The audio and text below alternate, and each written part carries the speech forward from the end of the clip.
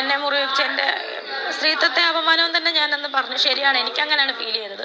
അത്രയും പേരുടെ മുന്നിൽ എൻ്റെ കുടുംബക്കാരെല്ലാം നോക്കിയിരിക്കുമായിരുന്നിരിക്കും, എല്ലാവരും ലോകരും മുഴുവൻ നോക്കിയിരുന്നപ്പോഴാണ് എന്നെ അങ്ങനെ, അതായത് വന്നു കഴിഞ്ഞ് കുറച്ച് ദിവസം കഴിഞ്ഞിരുന്നെങ്കിൽ പ്രശ്നങ്ങളുണ്ടായ അങ്ങനെ ഒരു പേരിട്ടാലും എനിക്ക് ചിലപ്പം ക്ഷമിക്കേണ്ടി വന്നേനെ. പക്ഷേ വന്നതിൻ്റെ പിറ്റേ ദിവസം തന്നെ ലോകരുടെ എല്ലാവരും മുന്നിൽ ഞാൻ അവിടെ നിന്ന് ഉരുകിപ്പോയി. സത്യമായിട്ട് ഞാൻ ആ നിവിൻ പറയുന്നത് തമാശയ്ക്ക് പറയുന്ന പോലെ ഉരുകിയെന്നല്ല, ഞാൻ ഉള്ളു നീറിപ്പോൾ. എൻ്റെ മൂത്ത മോൻ അറിവുണ്ട്, അവനും അവൻ്റെ കൂട്ടുകാരെയൊക്കെ കണ്ടുകൊണ്ട് എനിക്ക് ഭയങ്കരമായിട്ട് വിഷമായി പോയി ബിഗ് ബോസ്. അത് ഭയങ്കര വിഷമായി പോയി. ബിഗ് ബോസ് എനിക്ക് 2 ദിവസം സമയം തന്നായിരുന്നു. എനിക്ക് ക്ഷമിക്കാൻ പറ്റൂല, അതിൻ്റെ പേരിൽ എന്ത് വന്നാലും എനിക്ക് ക്ഷമിക്കാൻ പറ്റൂല.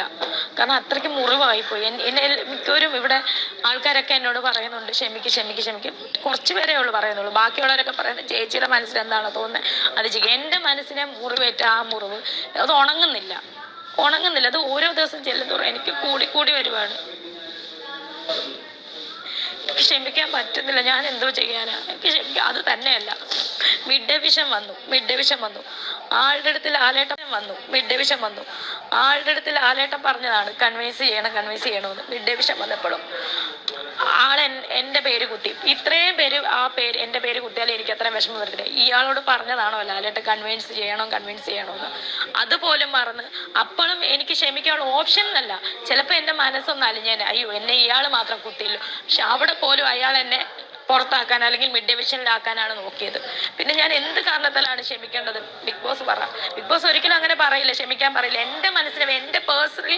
എൻ്റെ മനസ്സിനെയാണ് അത്രയും പേരുടെ മുന്നിൽ സെപ്റ്റിക് ടാങ്ക് എന്ന് പറയുന്നത്. അതായത് ഞാൻ ചിന്തിക്കുന്നത് ഇവിടെ വന്ന് 10-12 ദിവസം കഴിഞ്ഞ് വിളിച്ചാലും ഓക്കെ, ഞങ്ങൾ തമ്മിലുള്ള ശത്രുത കൊണ്ടോ അല്ല ഇവിടെ വന്നുള്ള ശത്രുത കൊണ്ടോ എനിക്ക് ആരും ശത്രുക്കളില്ല. പുറമേ നിന്ന് എന്തൊക്കെ ഒരുപാട് വിവാദങ്ങൾ അടിമപ്പെട്ട് തന്നെയാണ് ഞാൻ നിന്നതും. അപ്പോൾ ഇവിടെ വന്നിട്ട് ആ ഒരു പേരിലല്ലേ എന്നെ അങ്ങനെ വിളിച്ചത്. എനിക്ക് ഭയങ്കര വിഷമമാണ്. എനിക്കത് ക്ഷമിക്കാൻ പറ്റൂല. Thank you big boss.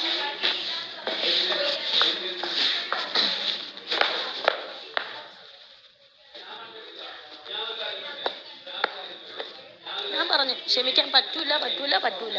നീ അതിൻ്റെ പേരിൽ എൻ്റെ അടുത്ത് 2 ദിവസം ബിഗ് ബോസിൻ്റെ അടുത്താണ് ഞാൻ പറഞ്ഞത്. പറ്റൂല എനിക്ക്. എങ്ങനെ തന്നെ പറഞ്ഞു, ലാലേട്ടൻ സംസാരിച്ചല്ലേ. എന്നിട്ട് പോലും മിഡ് ഡേ വിഷൻ എന്നെ പുറത്താക്കാൻ നോക്കിയതല്ല അയാൾ. ഇത്രയും 20 പേരും 18 പേരും എന്നെ പുറത്താക്കാൻ നോക്കിയാലും അയാൾ ഒരിക്കൽ ഇല്ലായിരുന്നെങ്കിൽ ഞാൻ ചിലപ്പോൾ എൻ്റെ മനസ്സ് ചിലപ്പോൾ ക്ഷമിച്ചെന്ന് വരാം. മേ ബി ക്ഷമിച്ചെന്നല്ല, ക്ഷമിച്ചതായിട്ട് അല്ലെങ്കിൽ എൻ്റെ മനസ്സ് അലിഞ്ഞാണ്.